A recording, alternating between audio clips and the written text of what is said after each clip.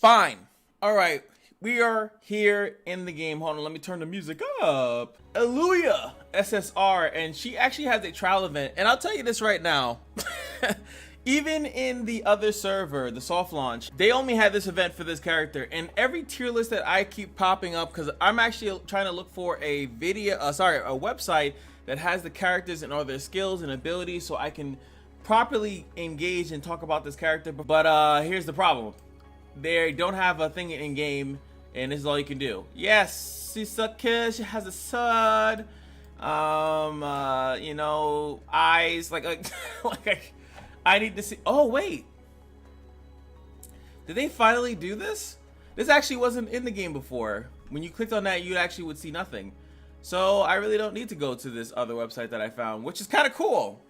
But let's go to the trial, and then we can go to this. I'm so happy they did this. I was critiquing them kind of harshly, and it seems that they actually fixed the main issue that I had with the game. So if you want to go to this, I don't think you can go to. Can you just go to event? Yeah, you go to event and that, and this is the event, the child character. So tap to play. Let's go. I am ELUYA. So a little bit different. So what people are saying, I think I've seen a decent amount of people actually obtain. Okay. What? What's going on? Wait, is that the event? I guess that glitched on me. Oh wait. Oh no, she's here. I get to actually use her. Ah, so I can. Okay, I like this. Okay, so it actually comes on my roster. How long did I use her for? Just in case she does disappear, let's just look at some of these. I actually didn't know that could happen. I didn't know that that's how it worked. So let's use her. She is a dark assassin. Let's just use her in something then. That's cool. I didn't do this in soft launch because I didn't know it worked like that. Interesting. So when you use her, she's like maxed out or whatever. So how long does she stay in your party? I have so many questions. There she is, trial. So she's level 13. I think she's, oh, you know what it says? She scales off of like my highest character. My highest character is media, based on what I said, and I'm not a liar. I'm only uploading my media. She's the highest tier character because I haven't summoned. They haven't announced like an event, a launch event. So I don't want to invest too heavily in anything until they announce event. Then I'll be investing heavily. So let's check her out. So I know for just heads up that she actually deals with debuffs. So she's kind of a debuff character. We can see her fighting. Boom, getting in there. You didn't get to really see her too much. So let's empty out our team kit. Let's go to a easy to kill stage and use her by herself then. Okay, she can't be there by herself. So you have to have her. Okay, you have to have her in there with somebody. She's the highest level of what you have sent out there. That's kind of cool. Even more, that's kind of cool though. So can I hold? I think you can hold down. Yeah, okay. All right, there we go.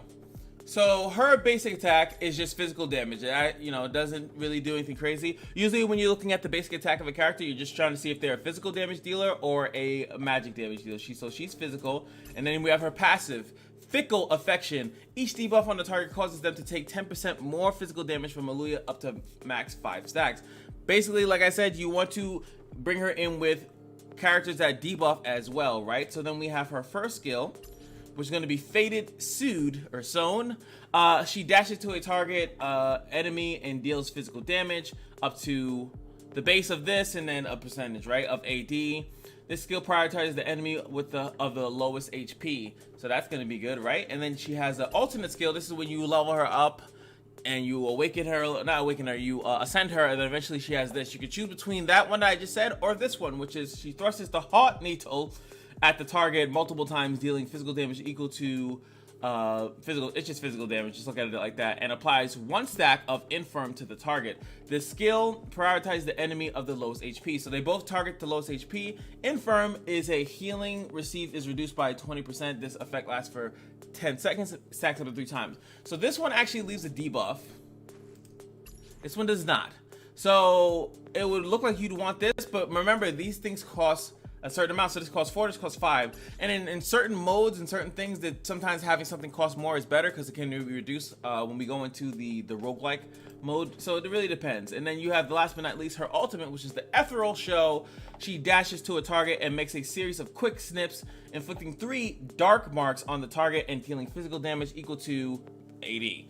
Obviously high scaling because it's the ultimate. This ult prioritizes the enemy with the lowest HP. Dark Mark applies 1 random debuff. This effect lasts 5 seconds, max 7 seconds. So it's obviously better. This is really good for killing bosses. A boss is gonna stack up all these debuffs a lot in comparison. But you can see that she's gonna have a lot of time getting to her max passive, which is 5 stacks, right? So the enemy would need to have 5 debuffs on it. So you kind of need to have some other characters do that. As well. She's also Umbra, so she's dark, so she's not gonna have any issues, and that's another reason why people are valuing her so highly. So let's see if we could yeah, I know, see if we can maybe get her ultimate off. That'd be great, so we can see his animation. Not like I need it for a thumbnail or anything. Looks like we'll be able to do that. Shield burst, as you can see here, go in. This is me using a skill. As you can see, it's a targeted skill. Oh. These are the rewards, right? Great work, everyone. Great work. Oops. All right, maybe we need someone a little weaker. Hold on. Let's see the. I just want to see this and use it on purpose before this thing dies too quickly. This is the skill. And like so. She does 2 hits and then she dashes and then comes back forward. So that's pretty cool to see. Let's see if I can get the ultimate off without the thing dying. All right, here we go. So as you can see, it's a small AoE in front of her. So it's not much range, so she needs to be deep in there. Let's see that animation. Inspiration, huh? Mr. Failures like you. And then she goes in, dives in, does a bunch of damage, gets the break. Easy peasy. So now that we have a grasp of how she works, right? We know how she works. We can look at the awakenings and it's going to make a lot more sense. So, like I said, let's look at phase 3. Faded Soul deals 30% more damage on targets below 50 HP. Great, right? Because we know that she, and most of her skills, the 2 skills that she has, and even her ultimate, she's targeting the person with the lowest HP anyway. So that's pretty good. Or you can have it that after casting Quick Snip increases physical damage and magical damage by 50%. This effect lasts 5 seconds. So I'm assuming you're gonna want to go with this. Quick Snip is, see, this is Faded and this is Quick Snip, right? So each thing is a little bit different. I don't see the purpose of that, but hey, you know. I feel like you go with the first one there. Then we have the talent here. Upon entering the battle, increases unyielding by 20%. The character deals increased damage based on their missing HP. This is upon entering the battle. Based on their missing HP, max damage scaling caps at 20%. Or you can have, upon entering the battle, you get physical lifesteal by 15%. This one doesn't have like a time for it. I think that you would just go with that. Keep yourself alive while you're dashing into the back line. Could be starting to get targets, so I think you go with that one, right? So as you can see, like, you start to gain a better understanding of the character once you see it. And this one, upon entering the battle, increase your physical damage by 20%. Or you could do it that you increase your armor penetration by 20%. I think that's going to be battle specific. Sometimes just increasing your damage in general. If they have low armor, then you don't want to go with this. If they have high armor, you go with that, right? You could switch that, like I said, on the whim. Literally, if you're struggling on the fight, you realize something has too much armor, you just switch it up. Next up, and last but not least, and this is Awakening, this is the dupe system, by the way. Upon entering Ethereal Show, the target's healing will be reduced by 50%, or you can have it that she leaves 3 dark marks instead of just 2.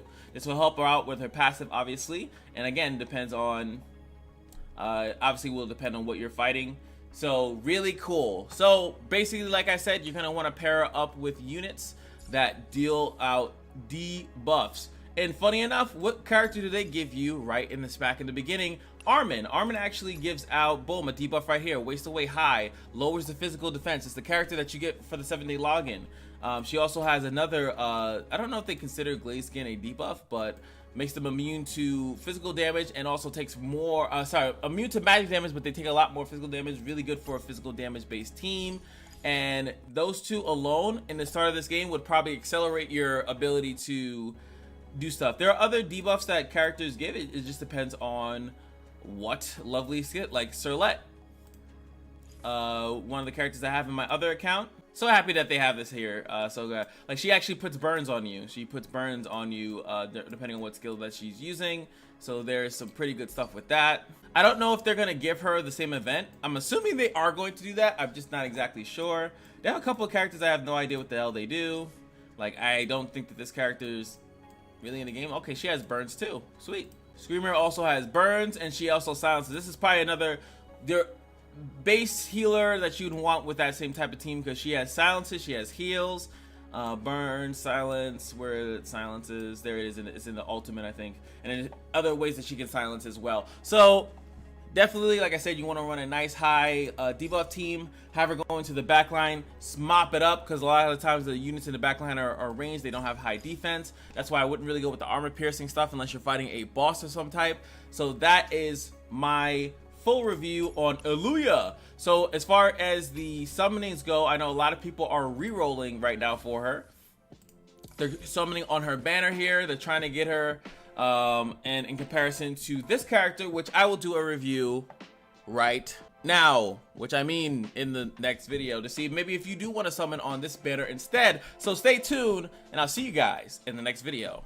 Peace. Also wanted to mention on your guaranteed SSR pull, she is not on it. ELUYA is actually not on that banner. So as much as I would talk about this character and stuff like that, if you really want this character, this is the best shot to get it. She is 50, if an SSR pops up, it's 50% likely to be her, despite what I've seen online. And her banner includes like everybody. There's a couple characters here, like you didn't even see Mutetsu, stuff like that. So this guaranteed banner here, if you look at the pull information, there's some characters that, as you can see, that are not here, that you cannot get on this guaranteed banner. So if you're really interested in ELUYA, this is the best time to go after, is to go after here. So thought I'd mention that. Okay, now I'm done.